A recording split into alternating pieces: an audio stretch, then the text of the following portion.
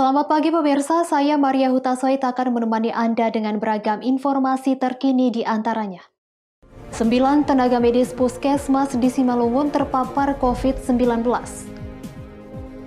Orang tua siswa sekolah swasta di Kota Medan mengeluh bayar SPP penuh. Hari Pers Nasional, Wagubsu ingatkan jurnalis jaga imunitas dalam peliputan. Selain cuplikan berita tadi, kami juga akan menghadirkan beragam informasi lainnya. Pemirsa, kita jalan sumut hari ini pagi selengkapnya.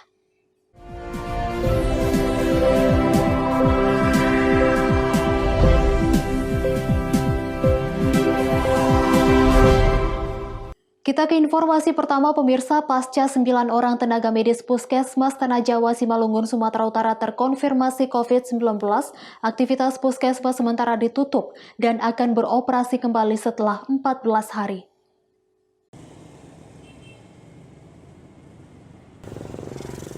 Sesuai surat pemberitahuan Satuan Tugas Penanganan COVID-19 Kabupaten Simalungun tentang penutupan sementara pelayanan poliklinik puskesmas, pelayanan poliklinik puskesmas di Tanah Jawa ditutup untuk sementara, sedangkan untuk pelayanan instalasi gawat darurat puskesmas tetap melayani. Pelayanan poliklinik dialihkan ke puskesmas terdekat selama 14 hari ke depan, terhitung dari tanggal 29 Januari hingga 11 Februari 2021 mendatang. Hasil pantauan awak media, di lokasi puskesmas terlihat lengang, tidak ada kegiatan seperti pada hari-hari sebelumnya. Kepala Puskesmas Tanah Jawa Widi Saragih saat dikonfirmasi melalui seluler mengatakan 9 tenaga medis yang terpapar COVID-19 diketahui sesuai hasil swab saat akan menjalani vaksinasi. Sampai menunggu pelayanan beroperasi kembali, sementara pasien dialihkan ke Puskesmas Marubun Jaya yang berada di Jalan Besar Pematang Siantar, Tanah Jawa. Eko Hendriawan melaporkan untuk Evarina TV. Informasi berikutnya pemirsa, dalam rangka percepatan penanganan COVID-19 di Kabupaten Simalungun, Sumatera Utara, Forum Koordinasi Pimpinan Kecamatan Bandar menggelar rapat koordinasi penegakan disiplin protokol kesehatan dan penanganan COVID-19. Rapat koordinasi penegakan disiplin protokol kesehatan dan penanganan COVID-19 ini merupakan tindak lanjut atas instruksi Presiden nomor 6 tahun 2020 tentang peningkatan disiplin dan penegakan hukum protokol kesehatan dalam pencegahan dan pengendalian coronavirus disease 2019 di daerah. Dan instruksi Mendagri nomor 4 tahun 2020 terkait penegakan hukum protokol kesehatan dan petunjuk teknis penyusunan peraturan kepala daerah dalam rangka penerapan disiplin protokol kesehatan. Rapat koordinasi ini diikuti oleh Forum Koordinasi Pimpinan Kecamatan, Parea Pangulu dan Lurah Sekecamatan Bandar, tokoh masyarakat, tokoh pemuda, dan tokoh agama. Amon Charles Sitorus, Camat Kecamatan Bandar mengatakan, rapat koordinasi dilakukan dalam rangka penerapan penegakan disiplin protokol kesehatan COVID-19 dan mengingat ada beberapa kasus terkonfirmasi COVID-19 di wilayah Kecamatan Bandar. Amon Charles Sitorus juga mengajak semua pihak untuk bersama-sama menegakkan disiplin protokol kesehatan. Rapat koordinasi penegakan mengenai tentang disiplinan protokol kesehatan bisa dijelaskan sedikit? Baik, terima kasih. Rapat hari ini kita lakukan dalam rangka penegasan penerapan protokol kesehatan di Kecamatan Bandar. Mengingat adanya beberapa kasus terkonfirmasi COVID-19 di Kecamatan Bandar beberapa waktu yang lalu, kita mengingatkan masyarakat dan mengajak serta tokoh masyarakat, tokoh agama ikut serta terlibat dalam pencegahan penyebaran COVID-19 di Kecamatan Bandar, ikut serta mensosialisasikan masyarakat agar mau melaksanakan protokol kesehatan dimanapun dan dalam keadaan apapun. Sedangkan Kapolsek Perdagangan AKP Josia mengatakan, pihaknya akan melakukan tindakan tegas kepada siapapun yang melanggar protokol kesehatan. Untuk menambahin sebagaimana yang dijelaskan oleh Pak Camat tadi, kami dari pihak kepolisian bersama-sama nantinya dengan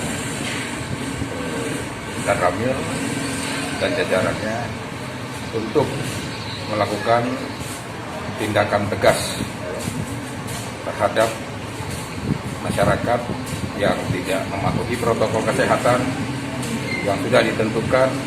Kami akan bekerja sama baik dari kepolisian, dari personil dan Ramil maupun dari kecamatan Bahkan kita libatkan tokoh-tokoh masyarakat, tokoh agama untuk bersama-sama membubarkan kegiatan yang patut untuk dibubarkan. Saya kira itu.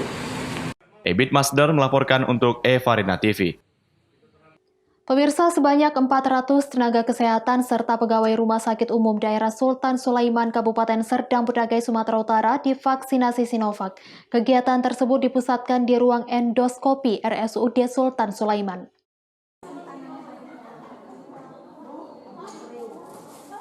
Sebanyak 400 tenaga kesehatan serta pegawai Rumah Sakit Umum Daerah Sultan Sulaiman divaksin Sinovac tahap pertama. Setelah tahap awal ini selesai, maka 14 hari berikutnya akan dilaksanakan vaksinasi COVID-19 tahap kedua. Ini merupakan salah satu upaya paling efektif untuk mengatasi virus COVID-19. Direktur Rumah Sakit Umum Daerah Sultan Sulaiman Dr. Nanda Satria Hasrimi didampingi Kepala Tata Usaha Muhammad Husaini dan Dr. Fauzia Haraha mengatakan vaksinasi Sinovac ini berlangsung selama 3 hari. Untuk tahap pertama 100 orang tenaga kesehatan dan pegawai mengikuti vaksinasi COVID-19. Vaksinasi ini tidak dilaksanakan secara serentak bagi tenaga kesehatan dan pegawai. Jika semuanya divaksin COVID-19, maka akan mengganggu pelayanan terhadap pasien yang ingin mendapat perobatan dan perawatan. Untuk tenaga kesehatan, perawat dengan dokter kita kurang lebih ada sekitar 400 orang. Nah, hari ini kita rencananya 100 orang dan ini bertahap selama 3 hari. Nah, jadi selama 3 hari ini dikelar karena mengingat jadwal dokter kita kan tidak setiap hari datang. Jadi kalau memang mana yang disuntik, nanti kita vaksin di sini. Dan itu datanya sudah semua lengkap, ada sekitar untuk dokter spesialis dengan dokter umum ada sekitar 40 orang.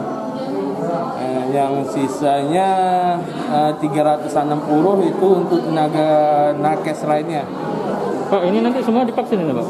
Semua yang divaksin. Termasuk saya sendiri juga divaksin. Yang sebelumnya sudah pernah dinyatakan COVID dan sembuh Pak?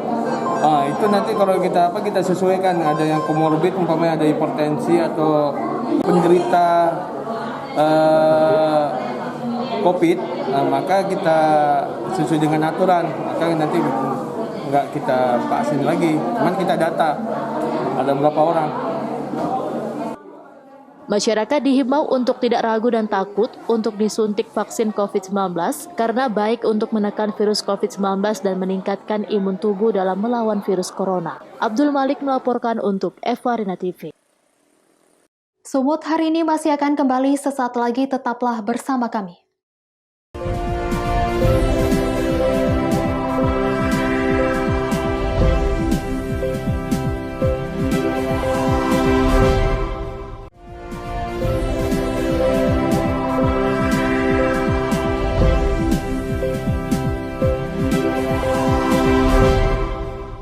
Terima kasih Anda masih bersama kami. Pemirsa, meski kegiatan belajar mengajar kini dilakukan secara virtual, biaya sekolah tetap tidak berubah. Hal tersebut membuat orang tua siswa di Kota Medan mengeluh karena tidak adanya potongan SPP yang diberikan pihak sekolah.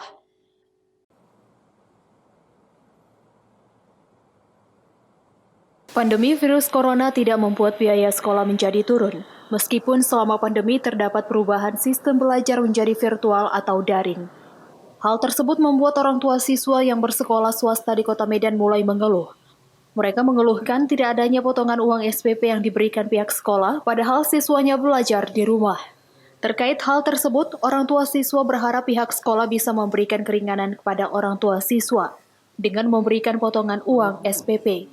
Pasalnya, sejak wabah COVID-19 ini terjadi, masyarakat banyak yang mengeluh dengan kondisi ekonomi yang serba sulit. Uang SPP sekolah selama pandemi ini ada berkurang nggak? Enggak. Itu alasannya apa dari pihak sekolah? Enggak ada, ya tetap full aja bayarnya. Jadi kata dari pihak orang tua ada mengeluh nggak segala macam? Sebenarnya mengeluh, tapi kan memang dari sekolahnya seperti itu ya harus dibayar. Terus kemudian proses belajar mengajar sendiri gimana? Pakai daring. Ya kalau bisa masuk sekolah aja lah, tapi pakai waktu gitu. Kalau bisa sih dikurangi, karena kan kita udah beli paket kuota ya kan. Itu kan dapat dari sekolah pun cuma beberapa giga aja, jadi kurang karena satu hari itu dia tetap belajarnya 4 sesi, jadi dari pagi sampai jam 12 siang gitu. Mengenai sekolah yang masih dikenakan biaya SPP pool, gimana menurut Bapak sebagai orang tua murid? Ya, jadi inilah yang perlu perhatian dari pemerintah. Dari satu sisi perhatiannya adalah kita hampir 1 tahun tidak pernah bertatap muka, nggak ke sekolah. Tapi pihak sekolah menagih uang SPP full meskipun dibayar 2 kali, tapi kan tidak ada diskon, nggak ada, ya maunya dikurangilah di masa pandemi COVID-19 ini. Kita pun susah mencari untuk uang SPP, belum lagi nanti ada uang buku, ada meskipun nggak tatap muka, ada juga uang baju. Gitu. Ini yang harus dicari solusinya oleh pemerintah sehingga tidak terbebanilah masyarakat yang anak-anaknya masih sekolah, meski ada nggak bertatap muka tapi harus menanggung biaya sekolah itu semua. Jadi harapannya supaya sekolah ini biaya SPP-nya dipotong itu. Ya, kita berharap ada kebijakan dari pihak sekolah maupun pemerintah, atau pemerintah subsidi. Kita pun tahu juga bahwa sekolah itu menggaji gurunya. Ada gaji guru honorer, ada gaji ini. Ya kita maklumilah pihak sekolah. Tapi kan harus ada perhatian dari pemerintah, misalnya ya korting lah, apa diskon atau dibebani subsidi lah, entah berapa persen, sehingga beban dari orang tua murid bisa terkurangi.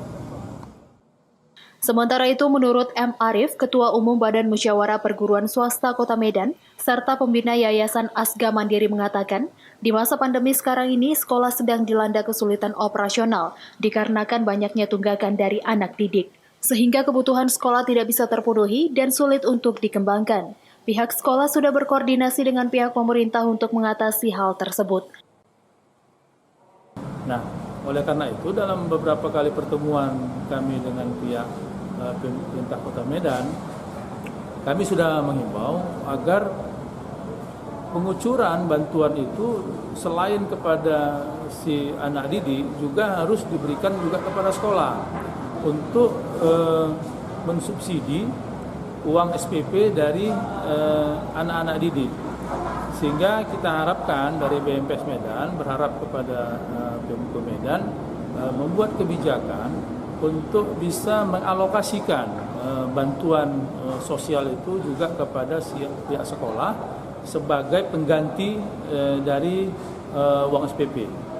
Ya, jadi bisa diberikan bantuan kepada anak didik untuk mensubsidi uang sekolah, tapi itu langsung dialokasikan kepada sekolah bagi anak-anak yang memang mengalami tunggakan pembayaran uang SPP.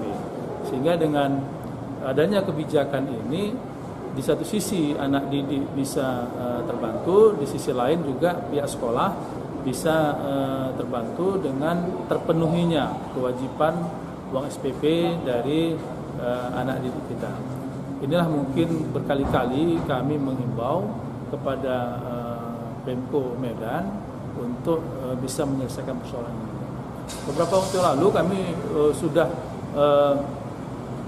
berkomitmen, ya, pihak Pemko Medan sudah berkomitmen untuk bisa membantu si sekolah-sekolah swasta menyalurkan bantuannya kepada anak didik dan disalurkan langsung kepada sekolah, tapi itu belum terrealisir sampai sekarang. Oleh karena itu kami berharap pemerintah Kota Medan nantinya di bawah kepemimpinan Bapak Bobi sebagai wali kota dan Bapak Aulia Rahman sebagai wakil wali kota agar bisa memenuhi, agar bisa merealisasikan apa yang sudah menjadi komitmen dari PLT Wali Kota Medan terdahulu, ini bisa diwujudkan segera, sehingga kesulitan dari sekolah-sekolah swasta terhadap biaya operasionalnya yang bersumber dari uang SPP itu bisa teratasi. untuk kategori sekolah-sekolah yang kategori kecil tadi, yang terutama berada di wilayah 3T, yang selama ini oleh Kementerian Pendidikan akan diberikan perhatian khusus. Nah, orang tua siswa itu memang sangat kesulitan untuk membayar uang SPP. Seperti yang saya sampaikan tadi, bahkan ada yang sampai 7 bulan, 8 bulan dia belum membayar uang SPP. Bahkan sebelum pandemi pun sudah ada yang menunggak uang SPP-nya. Ditambah lagi dengan masa pandemi sekarang ini, itu semakin besar tunggakan uang SPP. Kami pihak sekolah memahami kondisi orang tua siswa pada saat sekarang ini, karena ada yang orang tuanya kena PHK, usahanya ada yang bangkrut. Nah, oleh karena itu kita tidak bisa memaksakan untuk orang tua siswa ini membayar uang SPP-nya. Oleh karena itu kami hanya bisa menghimbau kepada orang tua siswa untuk bisa memenuhi kewajibannya. Dan yang paling penting adalah keberpihakan dari pemerintah Kota Medan dalam hal ini untuk bisa membantu sekolah-sekolah untuk bisa mensubsidi uang SPP dari siswa sehingga sekolah bisa terpenuhi biaya operasionalnya yang bersumber dari uang SPP. Ketua Umum BMPS Kota Medan juga berharap pemerintah Kota Medan bisa mengatasi kesulitan pihak sekolah swasta dan orang tua dengan memberikan bantuan agar semuanya bisa berjalan dengan baik. Wahyu Pratama melaporkan untuk Eva Rina TV. Sementara itu, pemirsa, tuntut keringanan uang kuliah. Mahasiswa Universitas Sumatera Utara menggelar aksi tunggal. Aksi ini pun dilakukan dengan melelang topi caping dengan harga mulai dari 500 juta rupiah sebagai tanda kekecewaan terhadap birokrasi yang belum mengeluarkan kebijakan.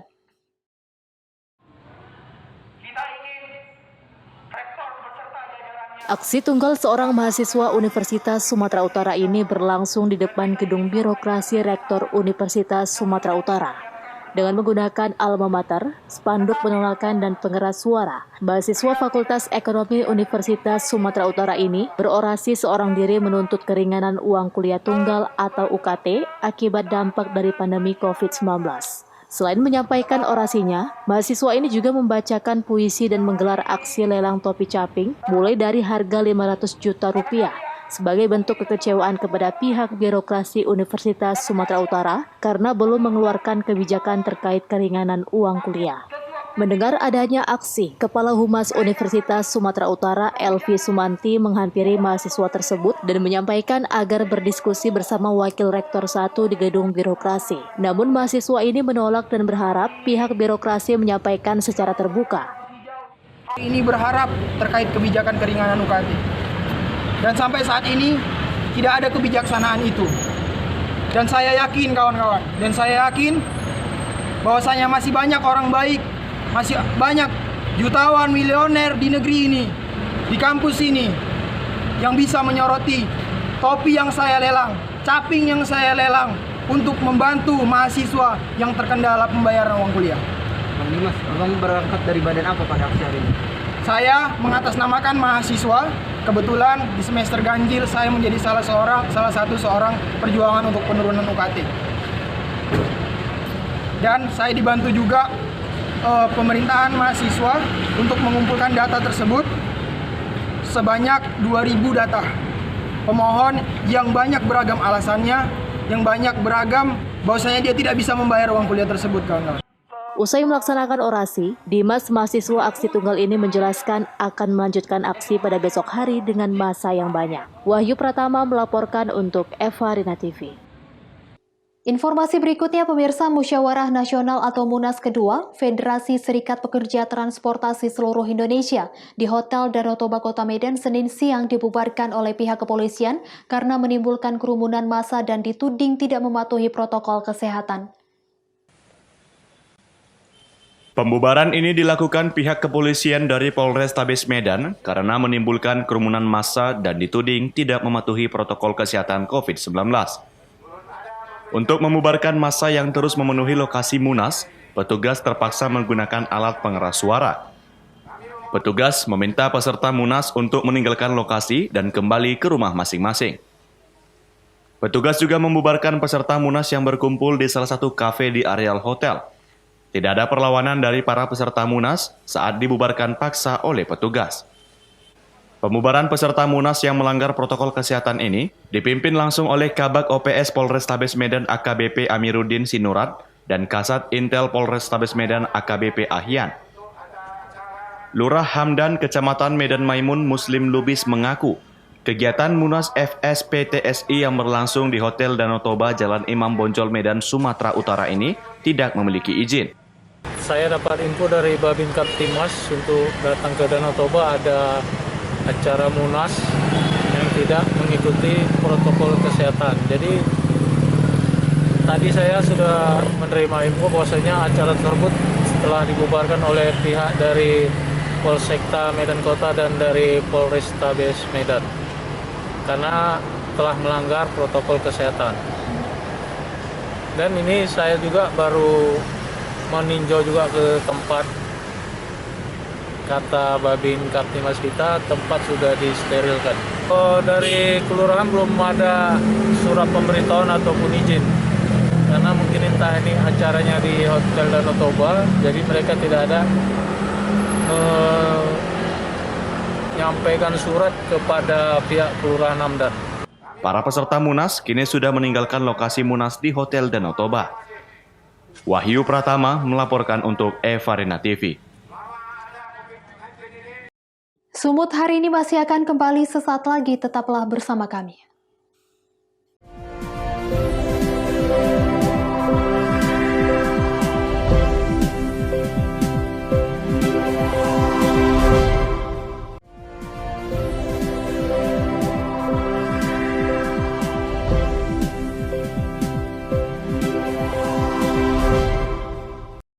Terima kasih Anda masih bersama kami.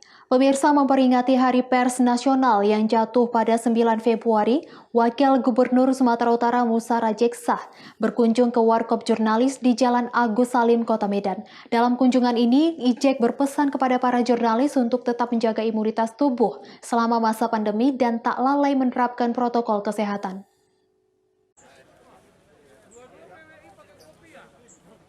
Di sela-sela kesibukan dan rutinitas sehari-hari, Wakil Gubernur Sumatera Utara Musa Rajeksah menyempatkan mampir di Warkop Jurnalis Jalan Agus Salim, Kota Medan untuk memperingati Hari Pers Nasional. Dalam kunjungannya, Ijek berbincang ringan dengan puluhan wartawan baik cetak, elektronik maupun online. Ijek menyebut dirinya tanpa media bukan apa-apa. Rekan wartawan adalah teman yang paling dekat dengan dirinya sebelum menjabat Wakil Gubernur Sumatera Utara periode 2018 hingga 2023. Di tengah pandemi COVID-19 saat ini, peran media massa juga sangat besar dalam menyukseskan program pemerintah Provinsi Sumatera Utara dalam hal pencegahan COVID-19 melalui vaksinasi. Meski terbatas, para wartawan direncanakan akan dilakukan vaksinasi pada bulan Maret mendatang. Hal ini dilakukan agar seluruh wartawan tetap sehat dalam menjalankan tugasnya untuk memberikan informasi positif pada khalayak. Ya, saya berharap kawan-kawan dari wartawan, pers seluruhnya, kita tahu suasana pandemi COVID ini pasti semuanya terdampak secara ekonomi, baik secara personel pers, baik secara perusahaan. Tapi tak mungkin juga kita biarkan suasana ini kita berdiam diri atau kita frustasi. Tetaplah bersemangat, harapan kami kawan-kawan wartawan semuanya bersemangat dan sama-sama membantu pemerintah supaya menyadarkan masyarakat agar tetap sehat dengan protokol kesehatan, diikuti aturannya, jaga jarak, pakai masker, mencuci tangan, dan juga menjaga imunitas badan.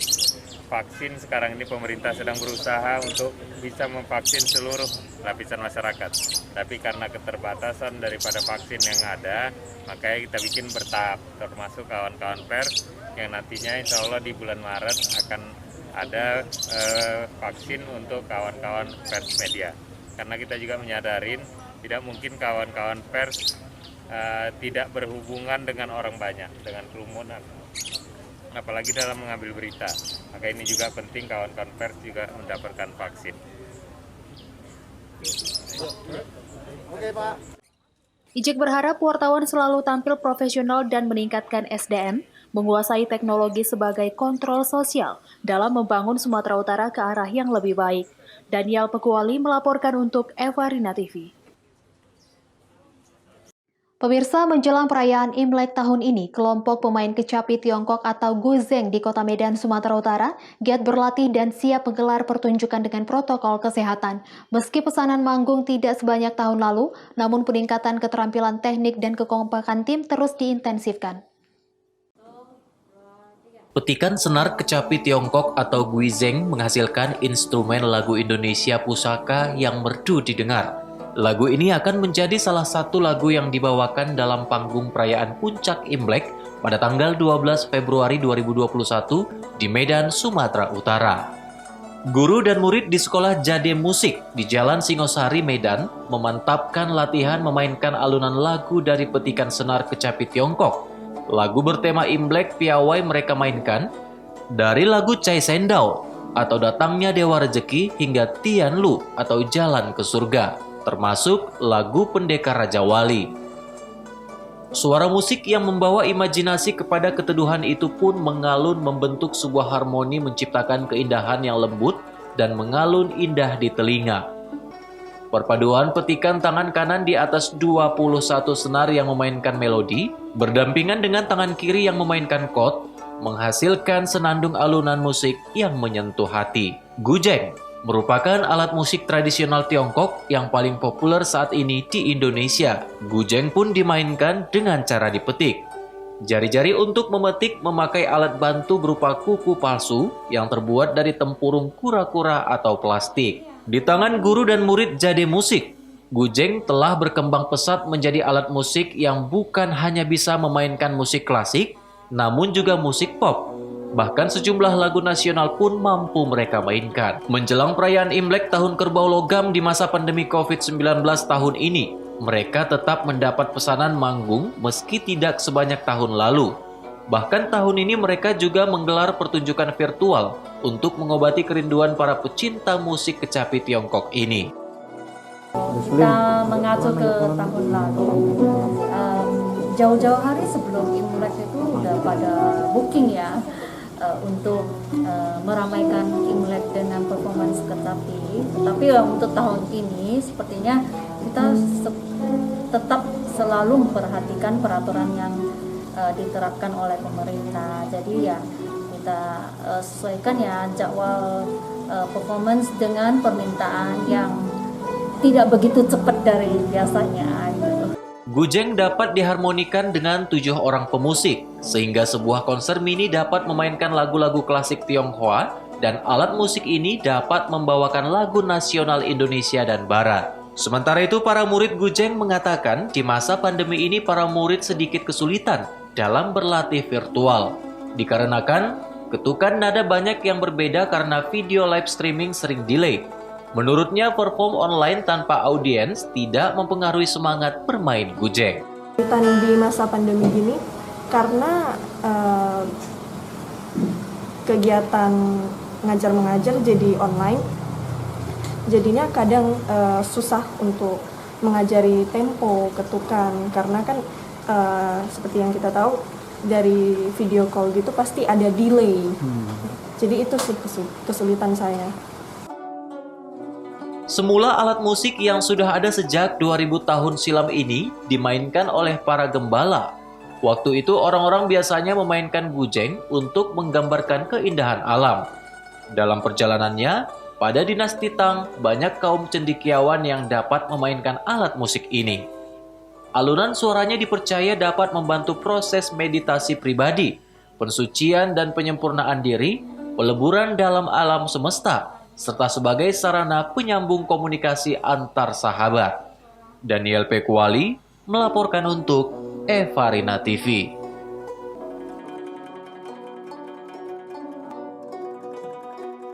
Pemirsa, demikianlah rangkaian informasi dalam Sumut hari ini pagi. Saya Maria Hutasoid mewakili kerabat kerja yang bertugas pamit undur diri. Terima kasih dan sampai jumpa.